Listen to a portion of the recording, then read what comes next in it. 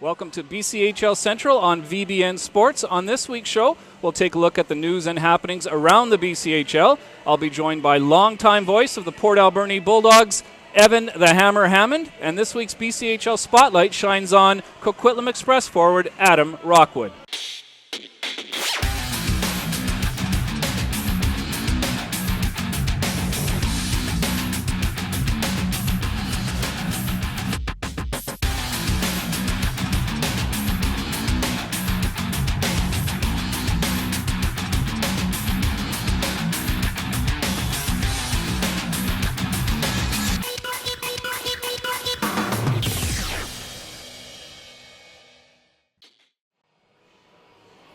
The World Junior A Challenge is underway in Yarmouth, Nova Scotia. The BCHL is represented by 10 players who made Canada West's final roster. Canada West has appeared in 6 of the previous 7 gold medal games at the World Junior A Challenge, winning 3 times. The tournament wraps up with a gold medal game on Sunday, November 10th. That game will be seen on TSN. All games leading up to that game can be viewed live on hockeycanada.ca. In BCHL alumni news, former West Kelowna Warrior Max French was named the Atlantic Hockey Rookie of the Month for October. The Bentley Falcon had 4 points in 6 games during October and finished the month as the leading rookie scorer in Atlantic hockey. He also earned an honorable mention for National Rookie of the Month. In 193 BCHL games with the Warriors, French scored 67 goals and added 82 assists. Two-time winner of the BCHL Goaltender of the Year award and current Quinnipiac Bobcat Michael Gartag was named ECAC Goaltender of the Month for October. Gartag is an alum of both the Powell River Kings and the Penticton Vees, whom he helped lead to the 2012 Royal Bank Cup Championship. 2 former teammates with the Chilliwack Chiefs are teammates of sort once again with the NHL's Dallas Stars. During the 1995-96 season, 17-year-old forward Sean Horkoff led the BCHL in scoring with 145 points. He's in his first season with the Dallas Stars after 11 seasons with the Edmonton Oilers. He's joined in Dallas by former Chief goaltender Mike Valley, who is now in his 5th season as the Dallas Stars goaltender coach. Just one player transaction to report this week. The Prince George Spruce Kings acquired the playing rights of forward Michael Lovana from the Vernon Vipers. Our player spotlight on Adam Rockwood of the Coquitlam Express. I'm here with this week's player spotlight, Adam Rockwood of the Coquitlam Express. Adam, you're the all-time leading scorer for the Northeast Chiefs. Did you know that? No, I didn't. Can you talk a bit about your time in the BC ML, pardon me? The Major Midget's a really fun league. There's a lot of road trips every weekend, and it's really fun to be with the boys like a lot of the time. And it's a pretty even league. The playoffs are a good format. I didn't have that much team success there, but my second year I had a lot of personal success. But it was a really fun time both years. Don Menard ran a great program, and I met a lot of friends there, and I keep in touch. So a lot of the graduated players are in the BCHL today, so it's a good program. Yeah, how was that transition from midget hockey to the BCHL? You came straight from the Chiefs to the Coquitlam Express. BCHL is a lot quicker. Obviously, it's a junior league. I think the skill is a lot better. It's your classic midget to junior jump. The second year major midget, I found it a bit kind of maybe slow because I was a bit older. But when I came into the league as a 17-year-old last year, it was an eye opener for sure. There's a lot of unreal talent last year. I just found a lot bigger, a lot faster, and I think I adapted pretty well. And now with the Coquitlam Express coming off of last season to this year, do you see yourself as more of a leader? Yeah, I think there's only 3 of us or 4 of us maybe coming back from last year. So, a little bit. There's obviously letters on the team that people look up to. I think I'm not near the oldest. I think I'm actually one of the youngest, but. I think a little bit of leadership on the ice, maybe not off the ice. I'm not. Ryan Rosenthal, Mark Biega. Those are the guys that are heard. But I think on the ice, looked to score goals by some of the boys and Barry especially. So, I think a little bit of leadership's there. And did you have at all during this offseason tweak or kind of make your game a little different than it was in the past? No, the only adjustment I really made was cutting my stick down. I always used a bigger stick. I cut it. I mean, other than that, it's pretty simple. I mean, I train almost every day if I could. Try to get faster, stronger, just like every guy does in the summer. Why did you decide during this offseason to cut your stick rather than do that before? I did it in camp. I found I found my shot was better with a longer stick, but I don't ever shoot, as you can see in the stats. I never take shots, so I've just figured, I mean, I might as well cut it, improve my hands, and I think it's paid off. I mean, my hands are a lot better with a shorter stick. So I like Sidney Crosby. He basically uses a mini stick. So I mean, I don't know. I liked it like that. So. And now with your World Junior A Challenge invite to the Team Canada West, how did you hear about that? My coach texted me about an hour before I got the phone call. He said, like, congratulations, you've been invited. And then the assistant coach, Sean Bullock, called me and said, he said, you know, like, you're invited. And I was pretty happy. I mean, it's a great opportunity. I mean, it's kind of unfortunate that some of the other guys on the team didn't get invited, but I look at it as a great opportunity for myself and the team, especially to win some 3 games when I'm away. So. Now, I got one more question for you, Adam. Are you ready for the rapid fire channel? I am. Bring it on. All right, here we go. Favorite NHL team? I like the Canucks, and I like the Blackhawks. Oh, man, we should have just started this interview. I mean, I know. That's like a contrast. Why the Canucks and the Blackhawks? A hated rival, like myself, a personal hatred with the Blackhawks. I mean, Canucks and Blackhawks, I would choose Canucks, but I love Taves, love Kane, 2 of my favorite players. But Canucks, obviously, hometown, right? Can't not like your hometown team. But yeah, I don't know. I love Kane, love Taves. I think Blackhawks have the best logo in sports too. So I don't know. I think it's a good team. 2011 first round of the playoffs. Canucks and Blackhawks facing each other. Who are you cheering for? Canucks. Who's your favorite NHL player? Kane, Patrick Kane. Why Kane over Taves, as you just mentioned? I think he plays. I think I play a lot like him more than Taves. It's really close. I think I just like Kane more. I don't know why. I don't know. And who do you model your game most after from players that you've seen in the past? Maybe a little bit of Kane, but I think a little bit more like Henrik Sedin. I think I like to slow the play down and look for guys instead of Kane's more like flash and beat guys one-on-one. So I think it's a little bit of Henrik Sedin in there. And have you played any other positions in hockey? I was center my whole life, and then first year junior I played left wing because center's or left wing's a little bit less responsibility. But I jumped back to center, so no, I haven't played D or goalie or anything like that. Any other any other sports growing up? Yeah, I grew up big lacrosse and soccer guy. I quit soccer first because I didn't like it as much as lacrosse or hockey, and then just before Bantam hockey, I had to quit lacrosse because there was just so much hockey. So though it was really tough when lacrosse go. I almost played this year. I love it. Were you at ADNAC? Yeah. So did you know that one of the color commentator for home games and road play-by-play commentator for the Langley Rivermen, Jake Elliott, is a former Coquitlam ADNAC himself? No, I didn't know that. No. Do you find any of the lacrosse skills come over into your hockey game? Yeah. Hand-eye, and also like how to take a hit, how to just even stamina. I mean, it boosted my cardio. I mean, it's just, I think it's a great sport.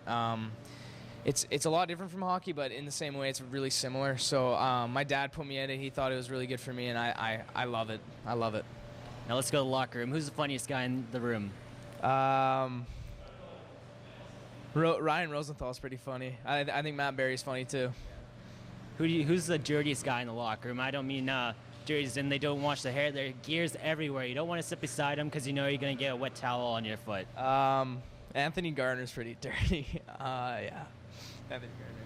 Who has the sickest flow? Biega has a great flow. Now, who has the worst flow? Oh, man. I don't like Mackin's flow. I don't like Corey Mackin's flow, no. And now, who do you usually room with on the road? They switch up, but if I were to pick, Rosenthal, Mackin, Barry, Santucci, Boyder. Who's the worst guy to room with? Wow, you're sewering me right now. I'll go with Jay Senig. All right, man. Thank you so much for doing this. This week's Player Spotlight has been on Adam Rockwood from the Coquitlam Express. I'm joined now by long time voice of the Alberni Valley Bulldogs. Evan Hammond, of course, everybody knows you better as do I. Hammer, yes. Welcome aboard, Hammer. My pleasure. We want to talk about the 5 teams on the island who you see a lot more than most people. Let's start with the Cowichan Valley Capitals. 13 wins last season. They're nearing that mark now. What's been the key to their turnaround? I think just changing the culture a little bit. You'll hear that answer a lot, but the fact that they went out and got Bob Beattie, a proven winning junior A coach, I think really helped. Robin Goose has also been, for my money, it's the team the Dogs have seen the most. He's been very good in the Chilliwack net. And he's seen more rubber than any goaltender in the league. Yeah, and that kind of proves the point. If sometimes a goalie's insulated by a good team, maybe it's just the team, but he's seen a lot of rubber. The Dogs have had some games where they've been outshooting Cowichan 30-15, something like that, crazy. And they are behind in the game. And as anyone that's seen this game long enough knows, a good goalie can make a bad team really good. A bad goalie can make a good team average, or a bad team even worse. And I think, you have solidified that position. You have a great coach. Sometimes everything else will just sort itself out. The Nanaimo Clippers, last year, of course, they hosted the Western Canadian Championships and did the loading up thing that most hosts do. Is this year a rebuilding year for them? They're right around the 500 mark. Is this a team that can contend, or is this a rebuilding year for them? I think they can contend. I do like their team, and I should frame that by saying, being from Alberni, it's kind of the Springfield to our Shelbyville that I'm by birthright supposed to dislike them and say nothing good about them. But for whatever reason last year, maybe it's the pressure of hosting that tournament, I was never really a fan of their hockey team for a lot of reasons, and it's maybe just whatever the guys they brought in, the leadership, or for whatever reason, just the pressure that came with it maybe was all it took to make it really tough to play there and to be that team. I like their team. They're a very young team. They have a good goalie in Jason Argue. He's sometimes either hit or miss, but when he's hitting, he's pretty darn good. And I think they can contend as well. Victoria Grizzlies, likely the preseason favorite coming into the season, had some injury problems early on, starting to find their groove now. I've talked to some coaches in the league who say they're the best team they've faced. They're trailing Powell River right now, but they're a serious contender, aren't they? I think they are. I think that's a big if the Fitzgeralds can stay healthy or can get healthy and can be triplets. And when you have that line that's playing that good and is as dominant as they are, they can be a very good hockey team. I know last year one of the reasons that they probably maybe ended a little bit sooner than they would have liked to after leading the division all year was that Jerry Fitzgerald was out. Now I think it's Miles, or it could be Leo. It's or is Leo. It Jeff? I think it's Leo. I think it's Leo. It sounded like I'm Jim Carr calling slapshot games, but that's I guess the big caveat with them is if they can stay healthy or they can become healthy. They're just so darn dangerous and maybe one of the best lines in the league. But due to their size, maybe that's a reason why they do get banged up. They're a little bit undersized, but very good, very tenacious. They definitely fit into the Bill Bestwick mold of player, I think. That's true. Yeah. And last year, of course, they won the Island Division, but were upset in the playoffs by Powell River. Powell River on top. Actually, by Alberni. By Alberni, was it? There you go. I should know that. Yeah, I still remember it like it was yesterday, in fact. This year, Powell River sits atop the Island Division, off to a great start. Kent Lewis has been there forever and a day. Yep. Is he the key to that franchise, and is this a team that's going to challenge Victoria for the Island Championship this season? I think they absolutely can challenge them. I think as much as it is Kent, and I have a lot of respect for him and his longevity and what he's done there, he'd probably be the first guy to deflect some of that credit to their recruiters and to the guys they've brought in. They brought in a fair amount of guys from out of province that saw them go to 4 straight league finals. A lot of talent out of Ontario, out of the Golden Horseshoe, out of Junior B, and the OPJHL, whatever it's called now there. I think very much he's a huge part of that, having that stability, but the fact that they've recruited far and wide and brought kids in there and have developed them and kept them for a large part for a couple of years, I think has put them in the position they've had success in the past, and they're in a spot now where they're leading the league far and away. Dogs have only seen them once. Sunday afternoon game in there didn't go very well. They're all tough in Powell River, period. But their record speaks for themselves. Yeah. Let's get back to your team, the Alberni Valley Bulldogs. Just 4 wins on the season. What's happening with your team? just about everything has happened. They have 2 new goalies from the point they were in this building in the showcase to start the season. I think the goaltending position has really been solidified. That's not, it wasn't all hung on the goalies by any means, Brad Ribbletti and Blake Pearson, but I think they have made a definite upgrade in there in Lacouvé and in Tiger Howitt. They have made some good trades, I thought, that have strengthened their team, that have given them some depth. They brought in some guys that can put the puck in the net. Scott Clark's a recent acquisition who scored in 3 straight games, has 3 goals in 7 games, and that's a pretty good clip for a guy that you've gone and found and added mid-season, right? And they found a way to lose games as opposed to finding a way to win games. I think it's 10 instances this season they've had a 2-0 lead and they have not won the hockey game. Wow. And, that's somewhat incredible. I would go and believe that they are just not a good enough hockey team if, they hadn't done that. And, consistency's been a huge factor. But I think you're not good. You get the play taken to you. You can't get leads. You can't score goals. You can't do a lot. Maybe I'm being overly positive. I'm sure I probably am a little bit. They're a 4-12 team. But they've, lost so many games that they should have won. And, maybe the mark of a good team is winning games you're not supposed to. But, I believe that if you're putting yourself in a position to win or lead or control or dictate the play, that you should be winning more, or at least half of those games where you built up those leads, and they haven't. And I hope upon hope that they don't regret it when, the playoff cut line comes and they're not in there. Before we let you go, tell everybody how they can follow you on social media. Twitter @HamWilder. My blog, hammersdogs.blogspot.com. Hammer does a great job on his blog and on Twitter. Thanks again for joining us. My pleasure. Thank you. We'll be right back after this. Like our champions, we know what it takes to win. Every day we put on our uniforms and we strive to be the best. Ring after ring, we keep practicing until it becomes second nature. Our craftsmen have put in thousands of hours to master their trade. And when things get tough, we make the adjustments needed to stay on top. Baron Championship rings. This is who we are. This week's show, thanks for joining us. To keep up on all BCHL happenings and all junior sports happenings in BC, follow us on VBNSportsNetwork.com. Thanks again for joining us. We'll see you next week.